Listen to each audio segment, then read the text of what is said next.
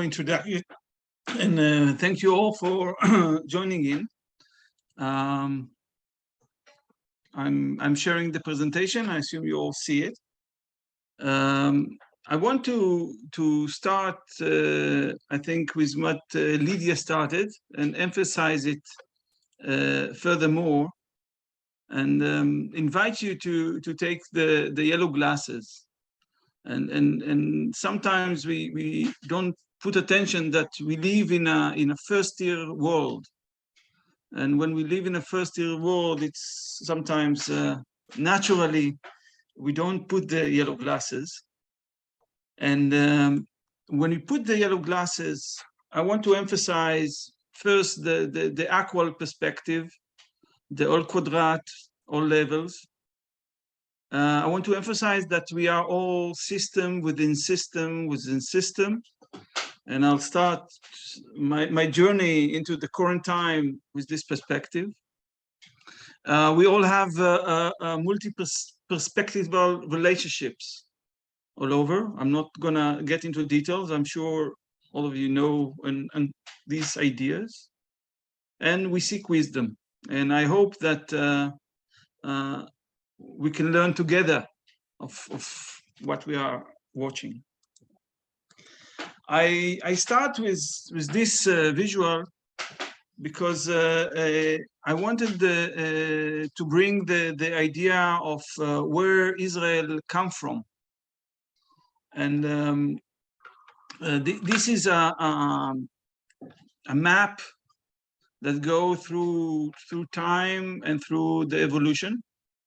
There are some graphic mismatch that are remark about it, but in general, the main idea that humanity who started back then, 70 or 200,000 years ago, developed its value system through interaction with its life condition. And part of the life condition is the physical realm. Part of the life condition is our value system, and it's all interact in a evolving way. So if you see here what I marked as a red value meme stack at the beginning of us, it's emerged and adds the blue level, then it adds the orange level, then it adds the green level. But taking this perspective, I wanted to emphasize on the Hebrews or the Jews, where the Zionism or the Zionist people actually emerged from them through time. And if we put it on the time, so after the Jews lived all over the world, and they kept some kind of special culture that was interacting with other culture, and actually a lot of the time they were in between different cultures, and they develop their identity and their purple identity. They also develop their blue element, and in the 17th, 18th century, when we have the Age of Enlightenment, in parallel of that, the Jews going similar development, and they starting they call it maskilim. It's actually the Jewish Enlightenment movement. And when the Europeans start to develop the orange idea of the state, they're trying to find themselves between all nations, and the idea of Zionists evolve. It's evolved at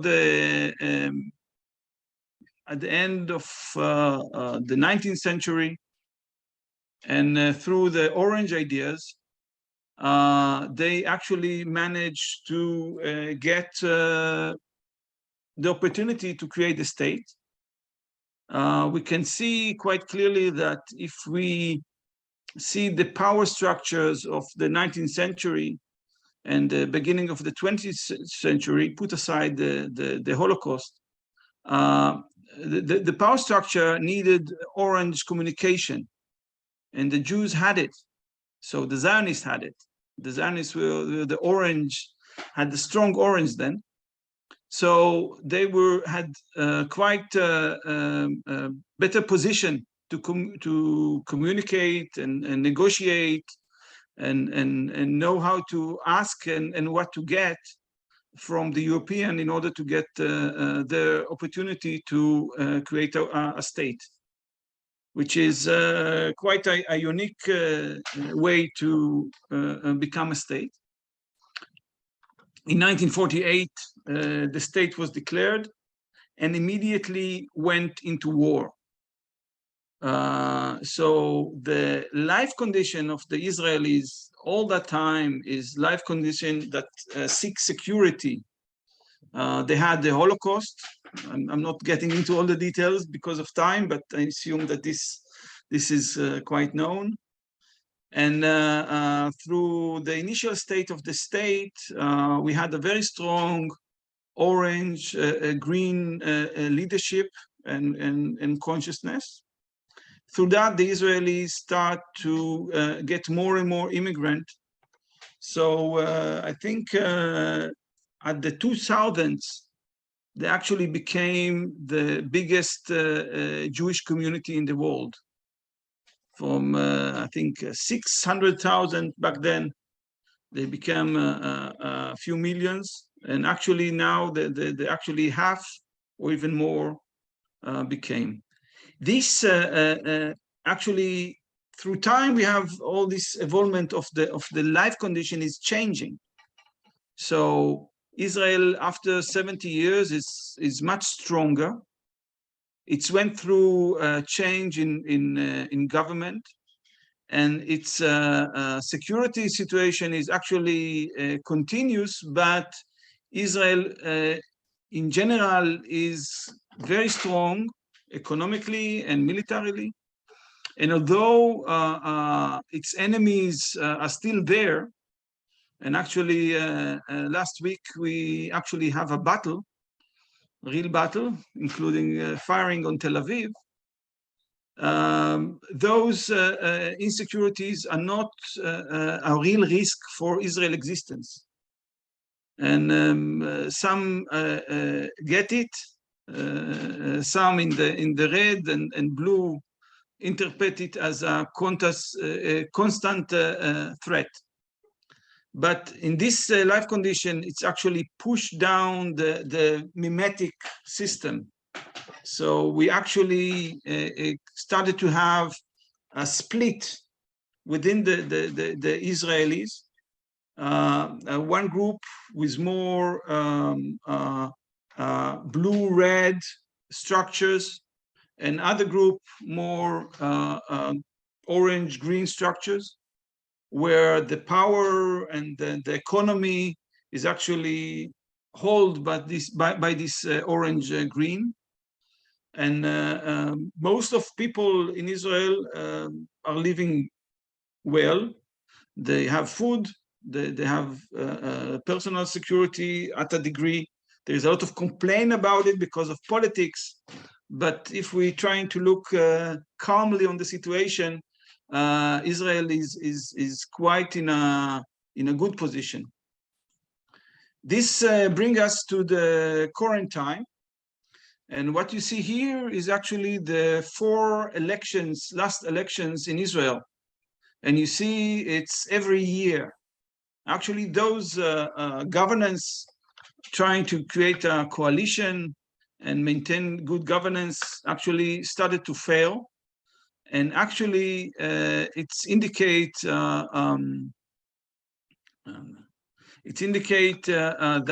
Israel has got to this kind of situation.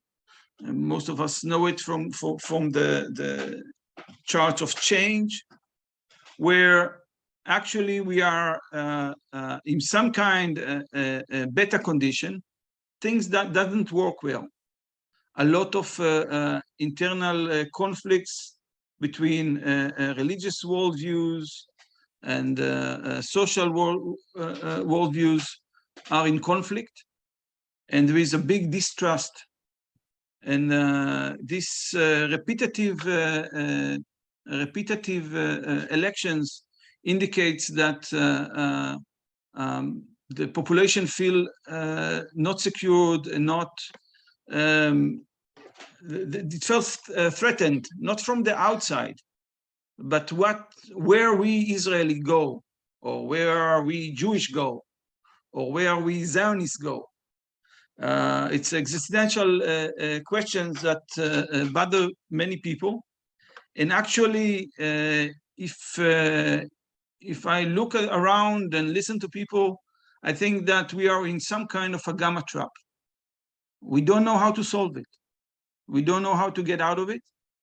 I'll give more description of how it is, but right now we have a very strong demonstration in Israel. In those demonstrations, I think the public is separated approximately to two sides. One side with the orange, with the red-blue elements. They did manage to create the last coalition, and as Red think, the stronger is the one who need to rule. And from their perspective, the Judaical, I'm sorry about this the way I pronounce it. The courts actually have the ability to take government decision and annihilate them, and they see it as disable them from governing. So they are working to change the laws and the structure, and to make sure that the government that is elected have no barrier from the decision. So from their perspective, if they decide to be more Jewish-centric, the idea of rights, human rights and religious rights and citizen rights will not held them by the courts, and they could decide such things. And the most zealots of them are the settlers, who want to progress with their idea to move on with Israel to its next stage, to a big Israel with all its holy land and full expression of being a Jew coming back to its origin land. From the other side, and it is very impressive demonstration of the other side, which didn't manage to get the coalition and the power of the governance, are the orange-green. This is a very strong group, and they managed to organize very well. And they also has a lot of support from the economic business and work organization. And with this, they are able to manage to protest and actually so far halt the progress of this change. But we are still in a situation where this change can happen, and other such laws are trying to be accepted and become into our reality. If we going just to see the election result, you can see that we have 64 seats, that most of them gonna be on the right, and with very aggressive representatives. And On the other side, we have 46 seats, so they are not able to actually do anything. And this is one of the faults of the governance system of Israel, which is the creation of a coalition create a situation where the small extreme parties, fractions, get a lot of power because they are needed to hold the coalition. And the other elements of society cannot express themselves much because they don't have any power. Also, we have the Arabs that I so far quite ignored them. And right now, I think for this discussion, I put them aside, although there's a lot of interesting elements of the relationship with the Arabs. So at this time, we still have this protest movement in Israel, and the Israeli feel very insecure and in a gamba trap, and they don't really know how to solve it. There is some kind of activity of politicians with the president of Israel that they try to come up with some kind of a solution. But we can expect that this is going to be a politician solution, which means it will not get into the root of this, and we're going to see how it's going to evolve. But we still see a very strong elements in the Israeli society that are active, which means the culture of the Israelis and the life condition of Israeli is quite strong, and it won't be a simple overturn of the situation and acceptance of the new way of governing. I started to mark here the example of where is the power with the assimilation contrast effect that Dr. Beck is used a lot. If we see here the Likud, Shas, religious Zionists, United Torah Judaism, those groups are actually they are with power. But if we check their or estimate their memetic content, you see they are more of the ideologos, zealots, and flamethrowers, and you quite see it in the media and the communication. It's very, very vile. While the other elements that can get to conciliators and pragmatists and moderators are not in power, and right now it's a loose end, which means there's no deep effort to get overarching goal or seeking a solution. How it's end up, I don't think that anybody knows. I know that a lot of people hope to try to see how it can evolve.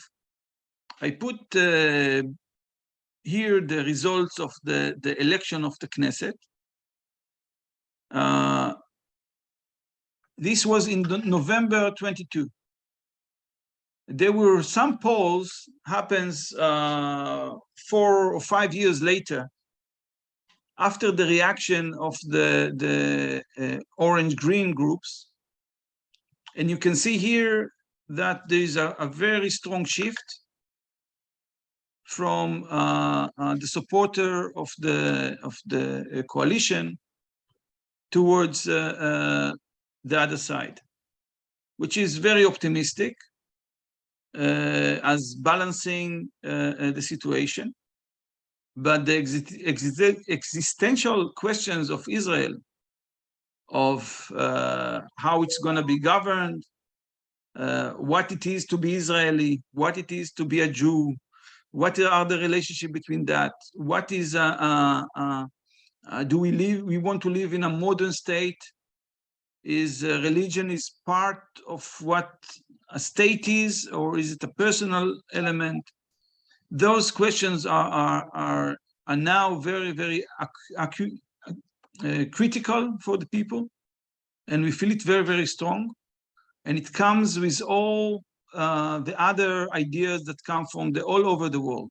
The general feeling of instability, of economic crises, of World War III, or Russia aggression in Ukraine. It's all affect the Israeli gamma trap, or feeling that there's no hope. A lot of people thinking of moving the other places. And from the Jewish history, we know that there is a very strong, wide network of Jews around the world. So this is an option, and this is also can happen.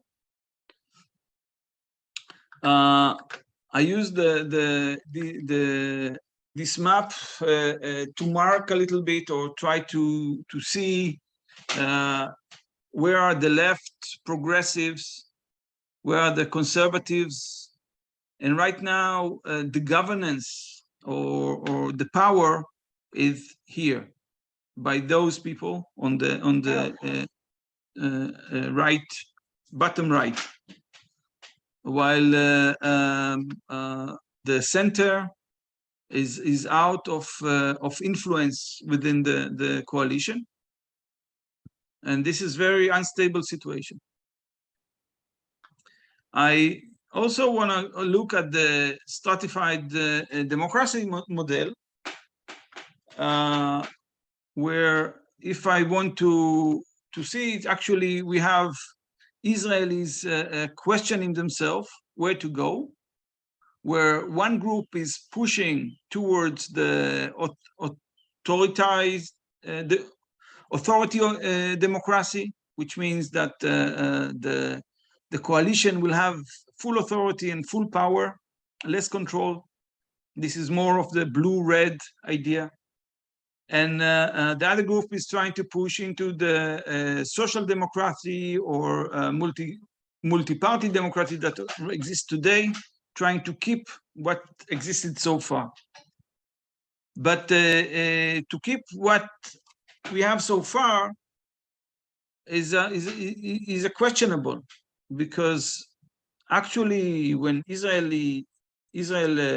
emerged, we had I have a picture of it, the declaration of independence of Israel, which contain a lot of text and connect Jewish history to the right of the Jews to have a state, and this is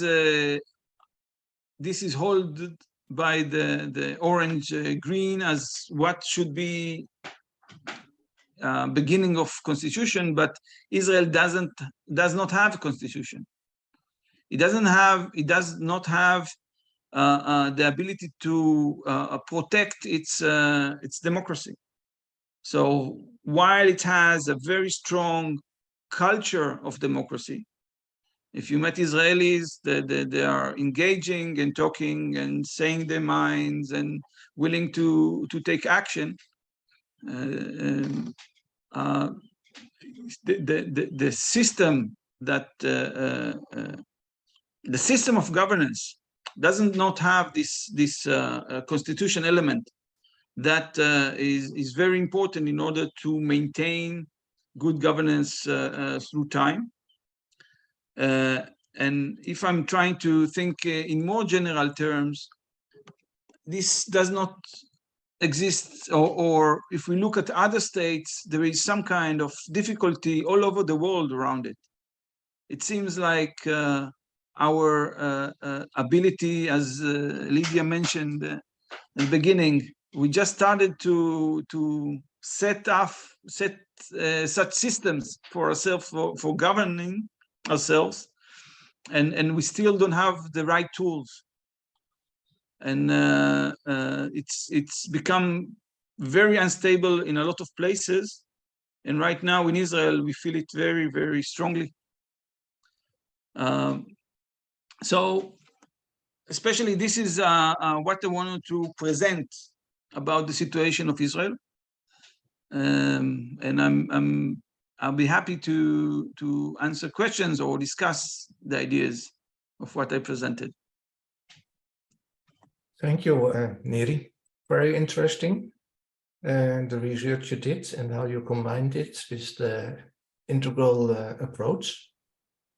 So we have now the opportunity to ask questions. We want to ask you to keep it short. The question. I'm sure I was not clear with my accent and English. It was. I think it was great. Yeah. Thank you. So if you have a question, please raise your virtual hand. And maybe we have to go out of the presentation for it, so that we can see who has a question.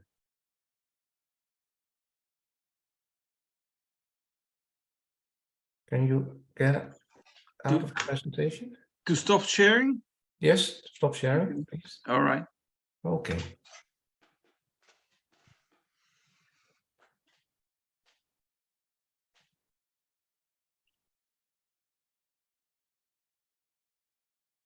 Yes, Robert, please. Hello, thank you, Neri. It was very clear presentation. I learned a lot. My question is, maybe you did present it, but I'm wondering, like, how did this, like, Leida already said, like, democracies are under strain in the whole world. But I'm wondering specifically for Israel, are Israeli people being felt threatened by the surrounding countries who usually have a different ideology? Or is that the main reason why the situation is there like that right now?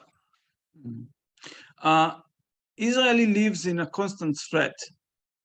They live with terror. Their Jewish identity, a lot of them live with feeling that there is a lot of hatred towards them just because they are Jews. So they are feeling threats from this kind of elements, and they are discussing it and looking at it a lot, while also they react to it. They strengthen themselves and do this idea that they ignore all the other people because they are special and they need to do as a reaction. But element very strong in the Israeli life condition is being threatened. From my experience in Israel, the economic situation is improved from 30 years ago. So a lot of people have less concern with economy, but still it is a threat. And there is, I think it's all over the world, but in Israel, a lot of people have to buy a house, to settle in, is something that a lot of people feel that they cannot get it. And this is another threat for the people. I think this is a general threat. I see it all over. But the feeling of the Israelis that they have enemies from the Palestinians, the radical Palestinians that attack Israel and citizens of Israel, or the Iranians from far away that threaten to do something very, very bad someday. So people react to that, and this is an element that actually push down the value systems, which is it's actually enrich the red blue identity elements of the Israelis.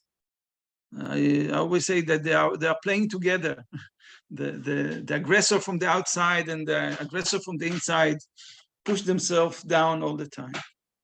That's an interesting point. Yeah. Because I was thinking, like, is there like, no, my thought was like, is the feeling of being threatened higher with people in stage red and stage blue than it is in orange and green, and I would assume so, but it's also a bit of a chicken and an egg kind of situation, it seems like, almost.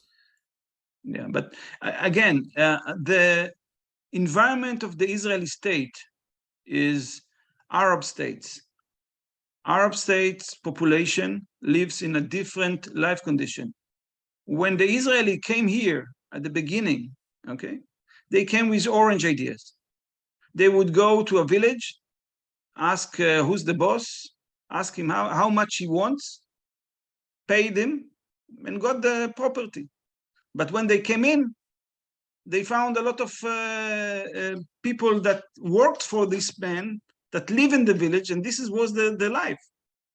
So in orange perspective, they throw them away. From the Arab or native experience, someone came from outside and throw them from the house. So this kind of situation is typical. So Israel lives in a mimetic sphere, which is this is what Elza used to say, pre-industrial time. And you see it with the big families, economy that all the children give the money to the father, and the elders are insured by the big family. This is how they live, and of course they have all right for that, but they see the world through these eyes. If I ask you to put the yellow glasses, they don't have this opportunity, most of them. So they are in a survival. So, and this is how this very strong unstable situation continues for so much time. And again, we don't have clear answer how to solve it. We don't have a two-state solution, one-state solution. All those ideas, no one see how it can emerge, how it can become. So orange thinking is we'll manage it, and so far we manage it quite well, and Israel got to quite a good situation. But now we have the inner conflict of who we are, and now we self-govern, and I think this is a very focal point in Israel development. I'm very curious how it's evolved, but it can be painful, it can be violent, and it can involve all the area, because sometimes governments go to war just because to avoid the inner conflicts. It also happens. It's real. Okay, there's another question from Linda and Thomas. Please. Hi, thank you. First of all, I'm really happy to hear this, the presentation.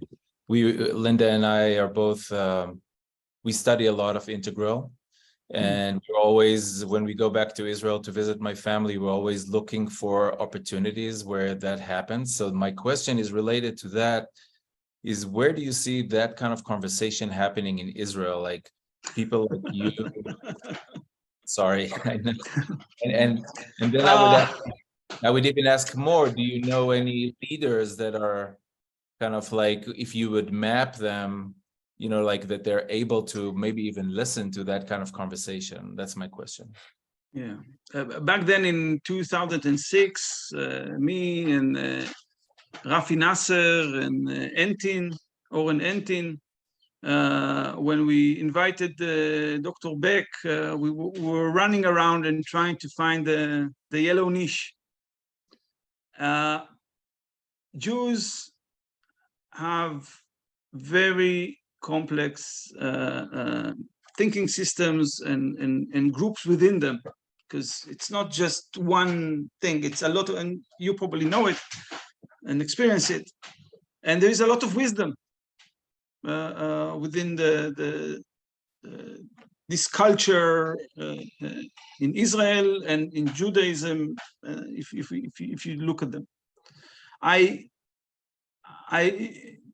think that yellow has some problem in our time.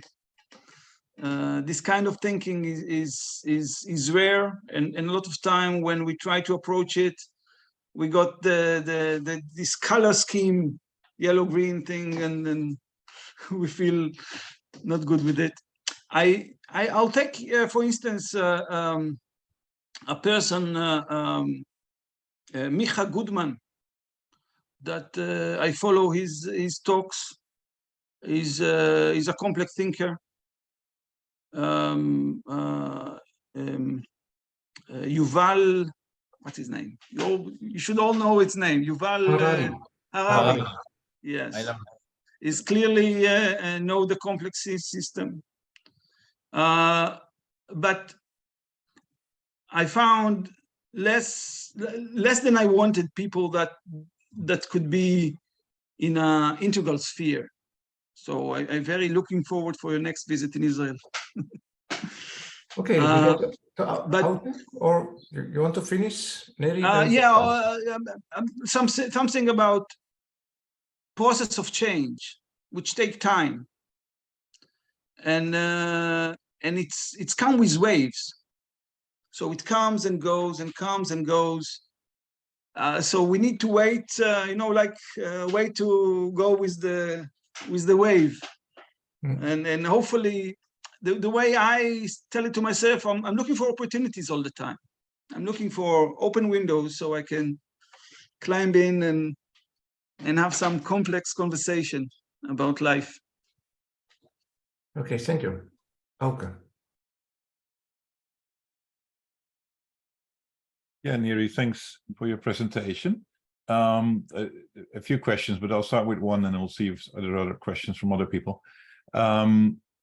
So when you position Israel in the slide that we have with the different nations, like you clearly put it into democracy and even like social democracy. So, but so from what you're explaining to me, and also in our talk, you point out there is this culture of democracy in Israel, right?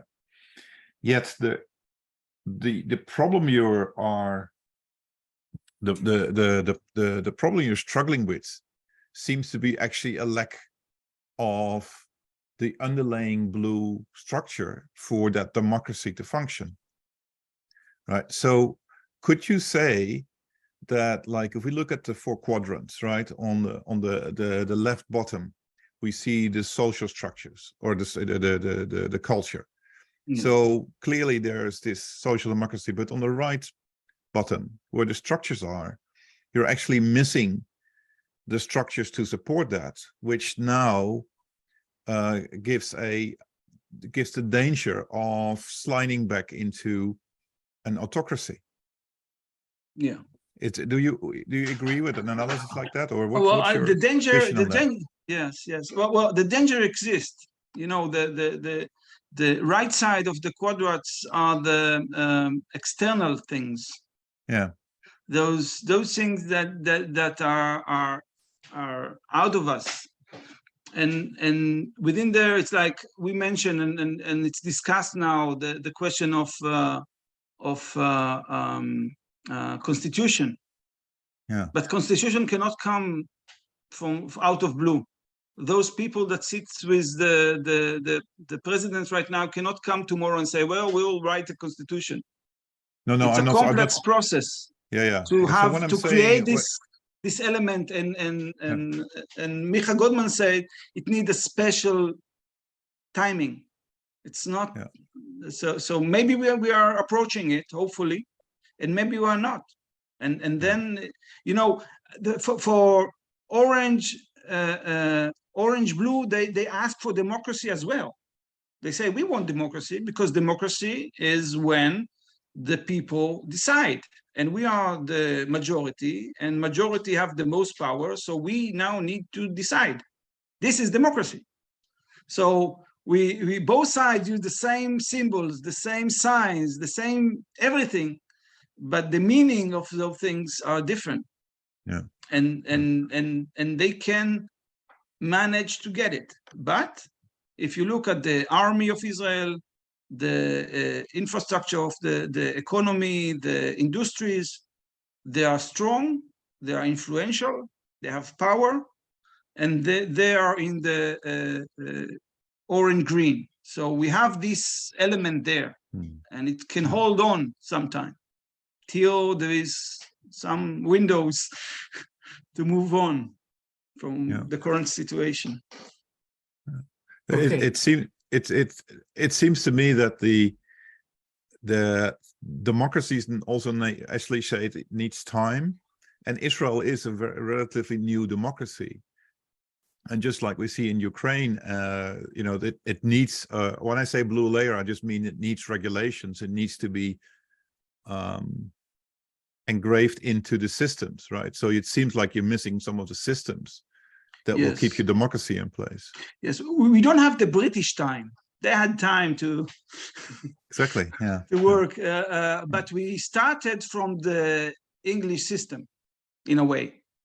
So we took the English system when we started so we have some kind of advantage.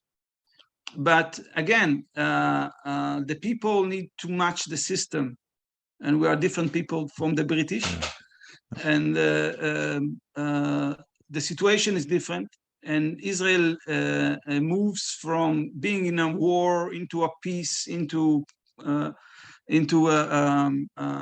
election quite fast. Like the experience of the person is unstable. You don't feel stable. You cannot relax. So most people in Israel are stressed. Thank you. Okay, there are two other people who raised their hands. First Leida and then Ale. Okay. I saw a documentaire and a video, and in this was said that the population is going to change very fast. So that's a life condition. So especially the Orthodox families, they have 9 children, and the modern people maybe 2 or something like that. So there's coming a shift. So I think 1/3 already now is Orthodox. Yeah. So how to deal with this development? Well, first, in Israel, usually you say Bezrat Hashem when you say it, which means with God blessing or with God's help. It's a way of expression. The Orthodox are people, some of them not even Zionists, which means the focus there are in their community, in their way of life. And the state actually enabled them to live the way they are. And now there is a lot of citizen pressure towards them, right? This is why they are sticking to the governance. They are sticking to the coalition in order to maintain their current situation, which is relatively good. They manage to do what's important, which is study the Torah and have a lot of children. And for them, they want to maintain it. But I think there is wisdom in those communities as well. So although it seems at the moment as they're overreacting, which means they're grabbing everything and something in them also can change. We can also see that. The other side is the reaction of the progressive element, where they have the power. We have the money, we are paying the taxes, we are doing the army service, and now there is some kind of struggle. But the state, the government right now is not stable. It's not ensured that they could continue, and in the next election things can change, as I show you the polls. And still, there is an existential question: who is a Jew? And it's going beyond the borders of Israel, which means right now the American Jews has problem with the Jewish identity that Israelis think it is the right Jewish identity. the different Jews feel different association with the Judaism of Israel, and as normal people, as Jews are, the Jews trying to find out who is the true Jew, who is the right Jew, and they trying to push out all the others. The ways of the religious people, and we see it, I think, in the States, in religious communities as well. They can maintain themselves and live with us and keep it. But again, because of the structure of the Israeli governance, at the beginning, when they were small, they get a lot of privileges because we said, well, we keep the Jews, and the study Torah is important thing for the Jews, so we will take some and support them. But since they grew to very big numbers, it's pressure in the society, and this is one of the elements that bring us again to this gamma trap. So we don't know how to get over it. And again, you know, I hope the Jews will be smart. Okay, then thank you. We go to Alain. Yes, thank you, Neri and Mo. Good to see you again. Good to see you. What you just stated about the US actually is also happening in Europe. In Europe and in the Netherlands, anti-Semitism is increasing rapidly and institutionalizing. And actually yesterday I saw a documentary about the biased relationship that I also feel as a European Jew with the policy in Israel, which I do not specifically support as a liberal person, is being used to increase anti-Semitism. So there is also a tension within me as a Jew in a biased relationship which I have with Israel. Yes. But actually, that was not what I wanted to ask. I have something to say about it, if I Okay, can. If I can ask my question after, I would. Yeah. But one of the thinking is you know, I showed how the Jews are part of humanity, and Zionism is part of humanity. So in a way, this Jewish movement of Zionism, of creating this Israel, can look for what it can contribute to the world. And it's actually contributing a lot. The reasons for hatred and anti-Semitism is in the lower elements of the human psyche. So it's like you can say anti-Semitism here and anti-Arabs here. It's the same system of identity and protection. So it will always be there. Yeah, but I was triggered, and now that you are speaking, something else comes. You said, if I didn't understand correctly, it's predominantly liberal Jews that feel unsafe and that have the feeling of leaving Israel and maybe going somewhere else. That same pattern is happening with European Jews. It's the liberal people who feel unsafe and feel like I need to leave Europe. Not. In Israel, one of the line of thought, they say, well, there are Israelis that are stable, that are here to stay on the land, and there are Israelis that feel that there are people of the world that they want to move all over. So we are the people who stay in the land. This is our land, and let the other Jews go. This is the way of thinking of the groups in Israel. And that maybe that brings me to my actual question. In my fantasy, the battlefield is in red and blue, and then in my fantasy, and I'm curious what you have to say about that, a potential way to go beyond the fighting and the battlefield is to go into purple. What unites us what brings us together, not only as Jews, but for instance, in the region, Jews and Arabs as tribes have been living together, living in the same oasis, and there was no struggle until people started messing around with it. So I have a strong fantasy, and maybe also fed by my experience and activities in Africa, that purple might hold somehow an answer to go beyond the struggle about ethnicity or religion. And I'm very curious what you have to say about that, if that resonates and how you see that. Yeah, I once asked Dr. Beck, what can we do with this red? Because it's always going to be there, because everybody going through it. We cannot avoid it. The question is the content, and how it's designed.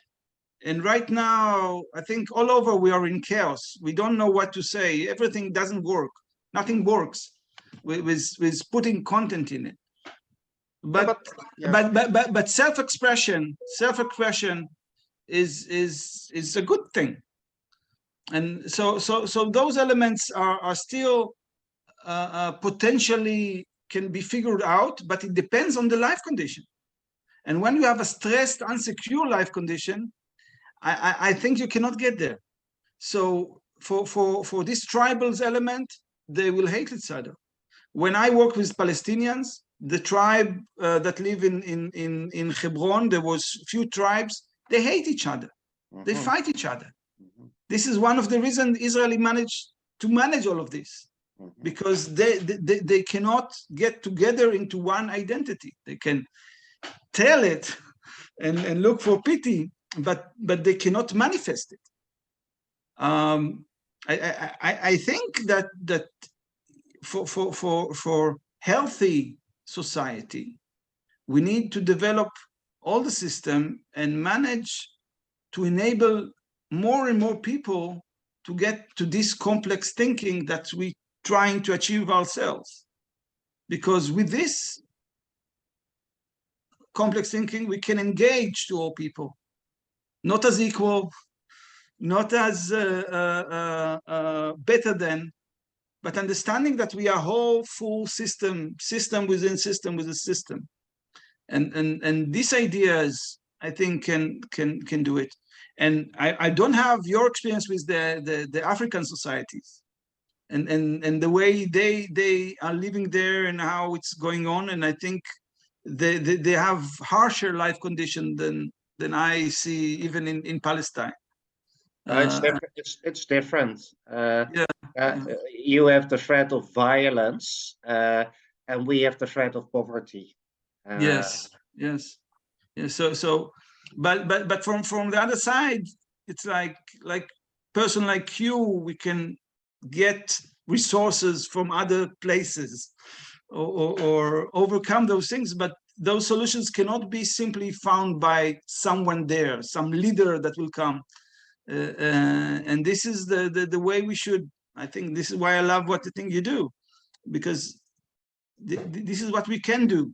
I think from complex thinking of how we engage with this reality. Yeah, Neri, thank you so much, and thank you so far. It was very helpful to understand a little bit more about the huge complexity which is behind. And it's a great inspiration to use the integral view on this complexity.